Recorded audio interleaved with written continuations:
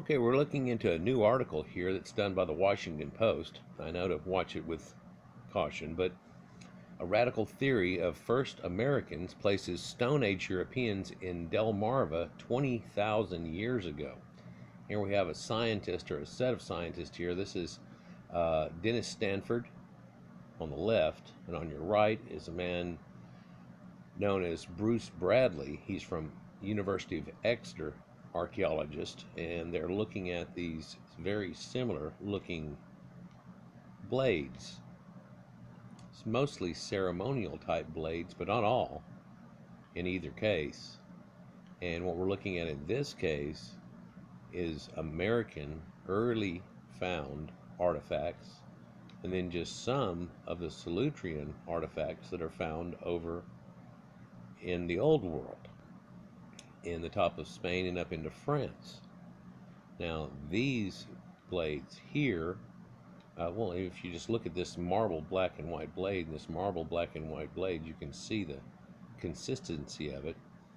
One other oddity I'll mention before we even get into this is now they have figured out, geologists can look at different stones and figure out exactly where they come from, and in trying to match it up with the flint that it comes from, it actually comes from France, and it's one of the ones in the American collection. So that's another strange oddity that really can't be dismissed, that there wasn't this type of contact. This was done by Brian Vastag. When the crew of the Virginia scallop trawler Sinmar hauled a mastodon tusk onto the deck in 1970, another oddity dropped out of the net. A dark, tapered stone blade, nearly 8 inches long and still sharp. 40 years later, this rediscovered prehistoric slasher has reopened a debate on a radical theory about who the first Americans were and when they got here. Archaeologists have long held that North America remained unpopulated until about 15,000 years ago, when Siberian people walked or boated into Alaska and then moved down the west coast. The reason they use that walked or boated now especially is for two reasons. We now know that at 15,000 years ago, that corridor they're talking about being able to make it through was not a corridor. We also know that there were people on this side of it before that came a corridor. One other interesting aspect is the fact that nobody wants to give anybody the ability to get into a boat at that time.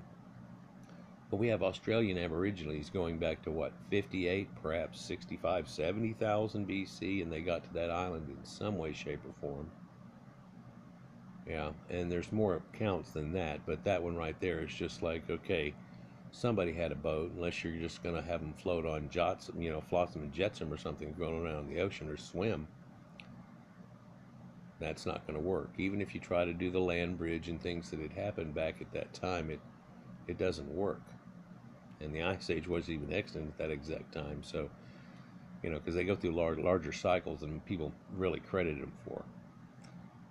Anyhow, but the mastodon relic found near the mouth of the Chesapeake Bay turned out to be 22,000 years old, suggesting that the blade was just as ancient. Whoever fashioned that blade was not supposed to be here.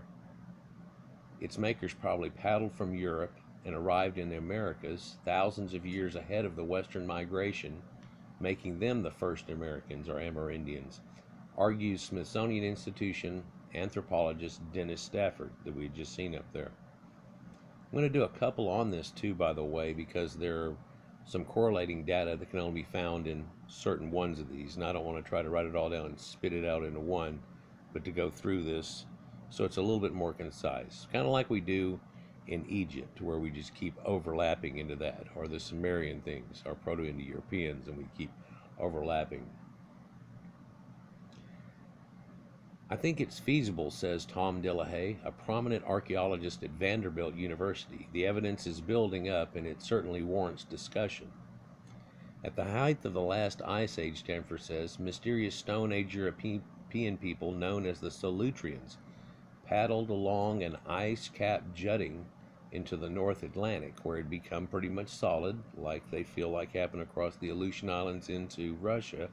The same situation here, attaching Iceland and other places.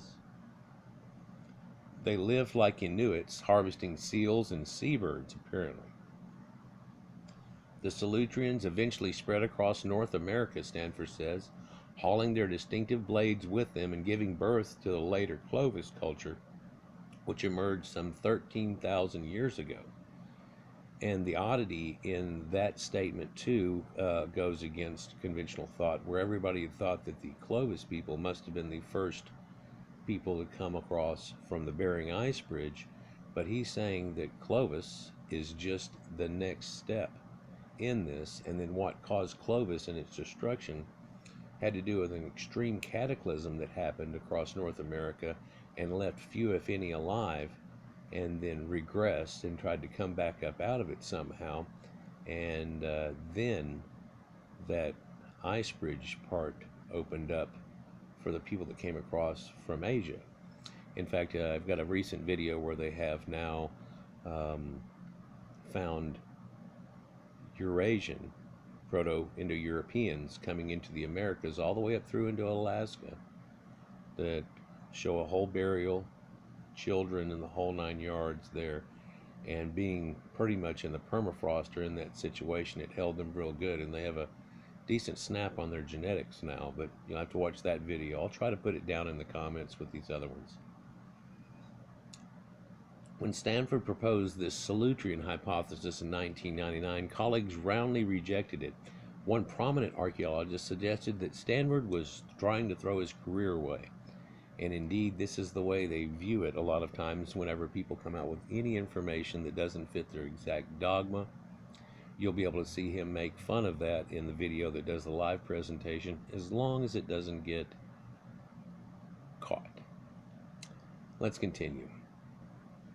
But now, 13 years later, Stanford and Bruce Bradley, an archaeologist at England's University of Exeter, who's an expert on the Solutreans on that side, lay out a detailed case, bolstering by the curious blade and other stone tools recently found in the mid-Atlantic in a new book they call Across Atlantic Ice. I drank the Salutrean Kool-Aid, says Steve Black, an archaeologist at Texas State University in San Marcos. I had been very dubious. It's something a lot of archaeologists have dismissed out of hand, but I came away from the book feeling like it's an extremely credible idea that needs to be taken seriously. Indeed, he's not far away and probably is well aware of the Galt site that's actually here in Texas just above him, not too far above him. And they show where they accidentally, with people digging like crazy, trying to find arrowheads, dug past the Clovis Point. Yeah, they drove past the Clovis Point, and then as they got deeper and deeper, all of a sudden they ran into more points again, but they looked different. And the Galt site dates back to 18,000 years ago, and that's down over in Texas. And during the last ice age, the perimeter of the United States had a lot more land to it, for most of the water was sucked up into giant ice sheets that are 2 kilometers thick and so on. And that made the ocean some 450 meters lower than it is. Well, where they find these mammoths and things kicked up is kind of leading out to the ancient beach that used to be there, and pretty much all of these civilizations being extremely connected to either rivers or to the coastline are disappeared now and up underwater. And so to find them, you're going to have to find aquatic archaeology. And some of this is accidentally done by that dredging, running into things where they're basically scallop farmers, deepwater oyster and scallop farmers, and in doing so they dredge off the bottom into that silt that's there all the way down to the hardest part, and it hovers on that, just sucking the crap up out of the ground like you see them do in archaeology, but in a much less archaeological way, vomiting it up onto a ship, which is continually burping it out, but onto a screen, and people are going through these screens. Every once in a while it'll kick up things like pieces of mastodon bones and things like that, and they're like, wow, and these weren't mastodons that swam out 1640 miles out in the ocean and died. These were mastodons that died covered up by that top layer of dirt, silt on top of it, and now we're sucking them up back out of the ocean. Whenever they did so, they've seen a few of these blades come out. One of them quite conspicuously, this one we're talking about now, but it's going to try to find more.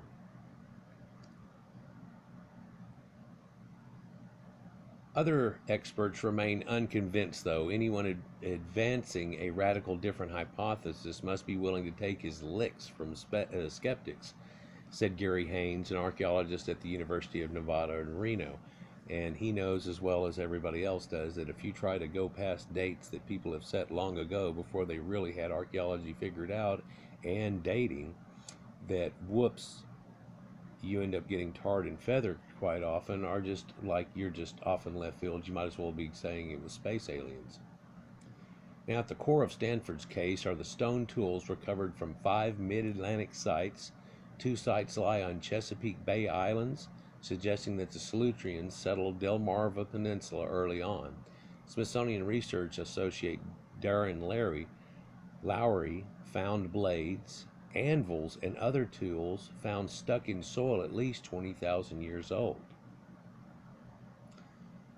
Displaying the tools in his office at the National Museum of Natural History, Stanford handles a milky chert blade and says, "This stuff is beginning to give us a real nice picture of occupation of the eastern shore of the Americas around 20,000 years ago."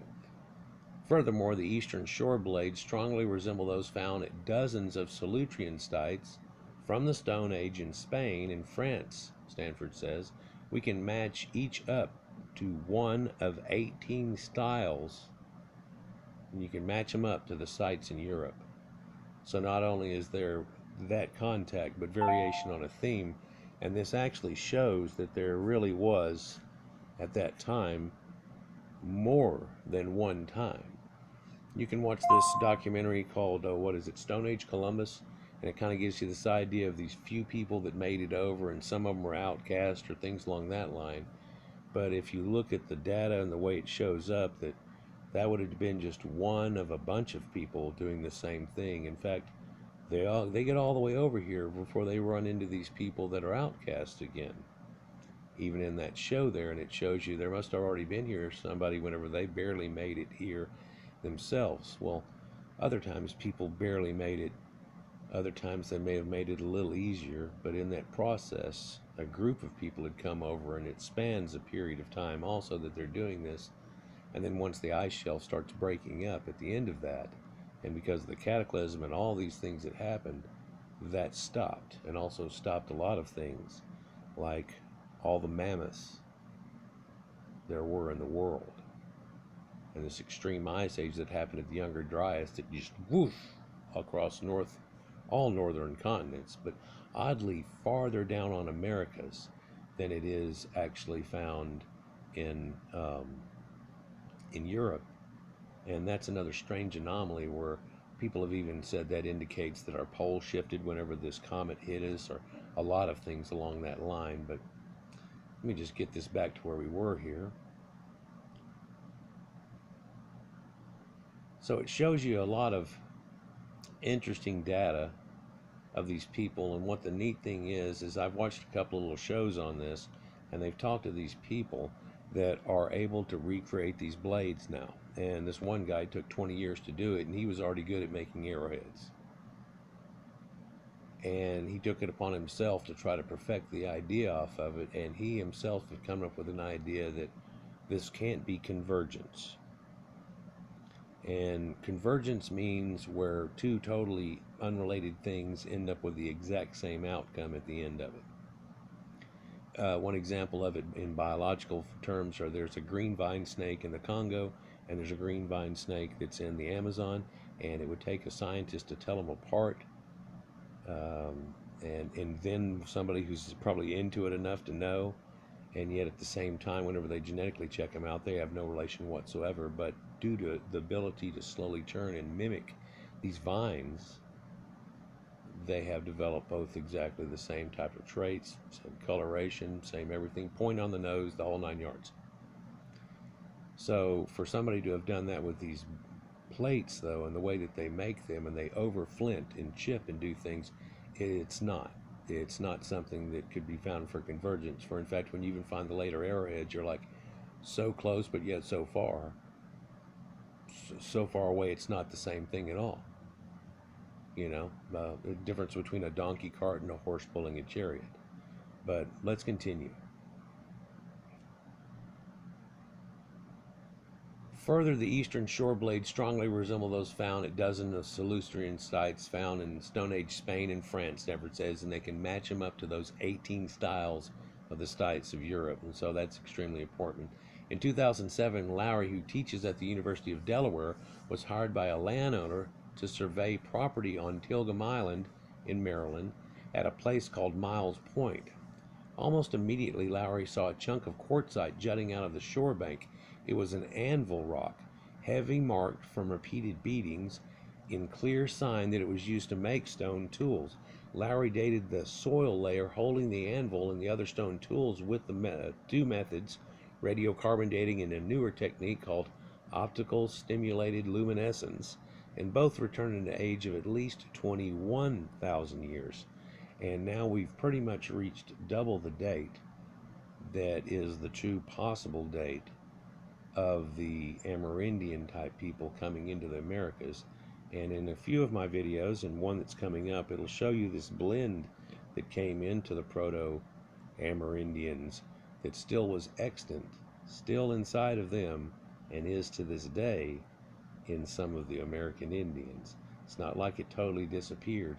And you hear stories about how they had giants and red-haired people and all this stuff going on, and Quetzalcoatl, and he's supposed to be a blonde-haired, blue-eyed man with a beard, and none of the Amerindians really grow beards. And it's always had questions to people, but this might help to explain some of it and some of where that folklore came from. He says, we were like, geez, what the hell is going on here, Lowry said. Another site 10 miles south, Oyster Cove, yielded more Stone Age artifacts. These too came out of soil more than 21,000 years ago. Lowry published the finds in a 2010 Quaternary Science Reviews, but the report made nary a ripple on the conservative world of archaeology. Most people probably dismissed it, where new ideas tend to progress at a glacial pace. People are going to think that we've clearly gone off our rocker here, Lowry remembers musing. One problem, the ancient dates from the soil is not exactly from the artifacts themselves. Well, one other unproblem of that is that fluoroscopy that they test things with beats that idea. It says, when was the last time that they were immersed in heat or saw direct sunlight? And so that changes things, and being able to date things also that used to be out of reach. So he tells you, Delahaye, who's a skeptic of it, tells you that it is an inaccurate date. You need a feature like a hearth or something that's clearly human, but it's still suggestive. Well, they know that these blades are human. And so I've heard some people try to give forth debunks, and they just go, well, it just comes to mind, maybe this, maybe that. Here's one for you. Somebody had a boat on the other side, not over here, okay? And they had their crap in it, and it got washed off, and it blew all around and went all the way over there, hung around in the bay, got swamped up under in a storm, and dropped the pieces off right there. Ta-da! Yeah, I came up with that one myself, because I always try to debunk everything that comes at me with possibilities, and then I have to pretty much discount those to get back to the point that it becomes more reality. And it's a pretty good way of doing things, I think, in my idea, but then again, that makes me a skeptic of about everything that comes across the line. But even something that goes with whatever I want it to go with, I still try to debunk it and go, is it? Does it? Can I write it off? Can I? Because I don't want somebody later to go, ha, ding, ding, ding, wrote it off, or something. Let me write the damn thing off if it isn't a part of it. But also, a lot of times I tell you things like eludes and shows and things like that. Why? Because it fits into that genre, but somebody could make up some statement like I just said a minute ago, and it would make it seem unfeasible, wouldn't it? Anyhow, he tells you need a feature like that hearth, but it's still very suggestive. So now Delahaye is also leaning that way, but he doesn't want to lean that way publicly. You see this. In 2008, Lowry toured a tiny museum in Gwynns Island, Virginia. At the southern end of the Chesapeake, he asked that the curator if the museum had any stone tools, and they did. Remarkably, along with some mammoth bones and things they'd pulled up from people that had dredged and just got given it, they found an 8-inch blade displayed next to a bit of mastodon tusk molars recovered by that cinnabar.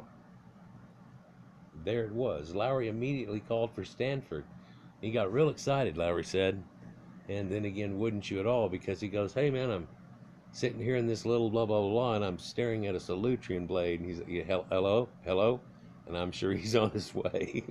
So Lowry's also contacted the Sinmar's captain, Thurston Shawn, and the tusk and blade were so unusual that Shawn had made a point of marking the spot on his charts. It was 60 miles east of the Virginia Cape and 240 foot of water, but at the end of the last ice age, when the oceans were low, that spot was land over on the coast. Stanford carbon dated the mastodon to 22,760 years old, and he and Bradley, two of the world's most foremost stone tool experts, also scrutinized the blade. It had not been smoothed by wave action or tumbling.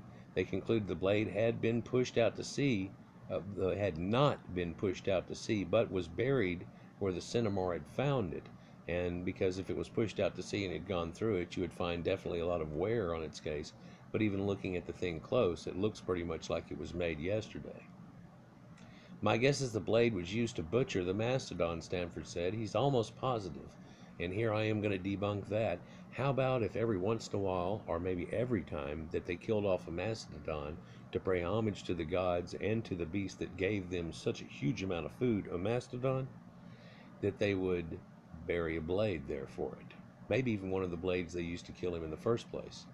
Or perhaps in the eating it down, a blade gets left inside of it quite often. And whenever they eat it down, the food starts to go bad. When the food starts to go bad, they're off for their next mastodon. Kind of makes sense, you know? So I'm not going to hang a completely novel interpretation of the peopling of Americas from something dredged off the sea bottom 40 years ago and not properly documented, said David Metzer, an archaeologist at SMU here in Texas that just wants to make sure he isn't part of the people that's part of the circus. But if it found out later that it was, he would jump in real quick and go, I thought that was right. Stone tools recovered from two other mid-Atlantic sites, Cactus Hills, Virginia, which is 45 miles south of Richmond, and a Meadowcroft rock shelter in southern Pennsylvania, date to at least 16,000 years ago.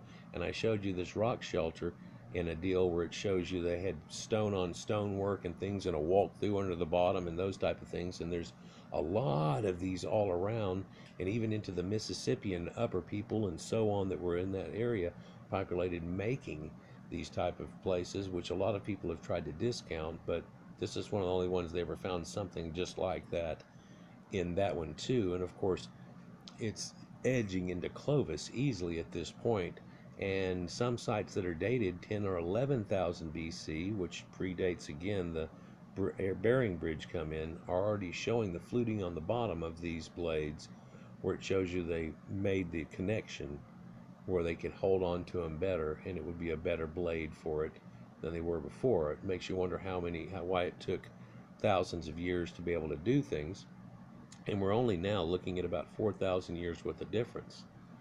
Well, how does it change so radically in that amount of time? Well, that's an easy question to ask. 4,000 years ago, the pyramids had just been built, and look at what's going on now, and I'm talking to you. So, let's just continue. Little is known about the Salutrean people. They lived in Spain, Portugal, and southern France beginning about 25,000 years ago. No skeletons have been found, so no DNA is available for the study yet. But the Salutreans did leave behind rock art, which showed a diamond-shaped flat fish in a delicate black etching, usually made from soot. It looks like a halibut, and also a seal appears with an arrowhead line stabbing through it. So this might be the indication. Now, check it out. If you ever watch the documentary that I talked about, I'll try to capture it again. It's rare to find it now. They've taken it off of the site and everything because it's just too controversial. But in that site right there, they show you that what they decide to do to save that small group of people that's there is they take off to fight the seals when it's coming into hard winter rather than outrun the winter down to the south and see if they can continue. And so it becomes quite a different issue, and they start chasing after these. Well, is this the thing on the wall where the people actually said, hey, we're going that way and we're getting some seals? And that's kind of what they put together in that show. The reason people don't like the Salutrean idea is the ocean, he said. No Salutrean boats have ever been found, but given that people arrived in Australia some 60,000 years ago and they didn't walk there, wood frame and sealskin boats were clearly possible, Stanford argues. Well, we probably wouldn't find that any remnants of any wood, of course. These blades we find were attached to wood, and we don't find that. You know, and sealskins are going to be gone long ago, too. So if they weren't made out of something or somehow luckily caught into the ground somehow, like these Viking ships, well, what's the age difference here? Oh, it's like 4 times the age. It's not going to be there. You're going to have to find one that somehow made it to a peat bog and blah, blah, blah and everything, and it's just... No, it's almost an impossible thought. But his idea faces another challenge. At the end of the last ice age, the polar ice cap may have not extended all the way across the Atlantic, leaving iceberg-strewn gaps of open water for the Solutreans to navigate as they headed west for unknown reasons. Wow, that's funny. In my mind, I get this idea of the Titanic going across, and right in that same area, knowing that it was totally clogged with ice all the way through it, and then little icebergs going along at the edge of it. When the Titanic went through, all of that was totally gone, and then we have actually something that leads back to the idea of not having it at all. I hate it whenever it does this. His idea faces another challenge. At the end of the last ice age, the polar ice cap may not have extended all the way across the Atlantic, leaving iceberg-strewn gaps of open water for the Solutreans to investigate or navigate as they headed west for unknown reasons. Well, you know, what reasons would they have to do it? Well, how about halfway over when they reach to like Iceland and Greenland areas, whenever they go across, that they actually started seeing shorebirds and things, and like, hey, we saw those when there was land. What's over here in the distance? Next thing you know, you're seeing northern lights, just like they show in that show, and more shorebirds, and you follow the birds. Well, which way do they go? They're not going back. They're going this way. Okay, so maybe that led them in some way. For birds led a lot of people, a lot of places. Remember Horus and Shimsu Hor? Yeah, and the falcon, the one with long vision. Metzger is among those still skeptical for the Salutrean hypothesis, though, citing the scant evidence. If Solutrean boat people washed up on our shores, they suffered cultural amnesia, genetic amnesia, dental amnesia, linguistic amnesia, and skeletal amnesia. Well, yeah, we can't find any of the bodies here. It's been far too long. Unless they're caught in the exact right conditions, you're not even going to find any of the bodies anymore whatsoever. And if they're shore people, they're out 240 foot below the ocean right now, just slowly eroding away. So, hey, you know, basically all of our signals are pointing to Asia as the origin of the first Amerindians. And yeah, you can see that. But then again, in Asia, they have Proto-Indo-European Caucasians coming across that predate the other guys by about 4,000 years. I did a video about it, and so now we can see that there's definitely Proto-Amerindians coming in, and then from both sides it seems like it had happened in elder times. What's up, Bill Clinton? Since the 1930s, archaeologists have favored a single migration from Siberia to Alaska. It's what we all learned. And as the epic event that the peopling of the Americas were about 13,000 years ago, and that it only contained some type of Inuit Amerindian type people that really no longer exist over in Siberia much, but somehow made it over here and flourish, right? Well, that's been changed a little bit over time, but people keep telling that same old story as opposed to the new view of it. They don't want to rewrite books, and all those books for kids. And some of those people are still alive and quite proud of their research and what they put into books that's fixing to get changed right there in front of them. And it's not like we should sit around and wait, okay, well, did Davidson die yet? Whenever he dies, we'll make the book next year. I mean, no, it just needs to be an evolutionary type of thing, right? I mean, you know, even Stephen Hawking towards the end there realized that some of the things he said late were wrong. Einstein even recanted on himself and said the theory of everything would not be E equals mc squared. That's only for this, and it doesn't seem to fit everything. But that's a different thing altogether. Stone tools found at Clovis, New Mexico, and elsewhere suggested that a single culture spread across much of the continent, and this Clovis first idea became entrenched, and nobody would let go of it, that this was the stranger in a strange land situation, and the land that time forgot. But starting in the 1990s, archaeologists dated sites in Texas, the Galt site, Chile, and mid-Atlantic region, and pre-Clovis times. It's happened all over. In fact, the Calico dig site in California shows you it goes back to almost 200,000 years, but that back then it's not even flinting there. It's that easy chip, that single facial, not bifacial blades, and surely not anything of Salutrean quality in any way, of course. But it seems like somebody was doing something back then, definitely. Got a video about it. Few archaeologists accept those dates at first, said Michael Collins, an archaeologist at Texas State. People learned in college and built careers on Clovis first, Collins said, and they're unwilling to turn loose. And that kind of is the fact. But now they might have to adopt Stanford's Europe first slogan, Iberia, not Siberia. Oh, and I kind of like that. It's got a ring to it.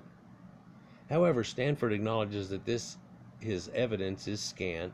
He calls the Salutrean hypothesis a skeletal idea, but yet we see a skeleton. And he worries that a rising sea might have washed away compelling evidence. Later this spring, Stanford plans to take a boat to the Sinmar site where he'll dredge for more clues to an Ice Age journey that just might have been the first voyage to the Americas. And this is from a few years back, and like 2012, I think, or something. And so he's already made that journey, but I'm not sure if there's any brand new things to come out. But whenever we do the video one that I'm about to show you come up, if it doesn't get tagged, we'll show you something since then, between then and now, so we might allude to what had actually been found.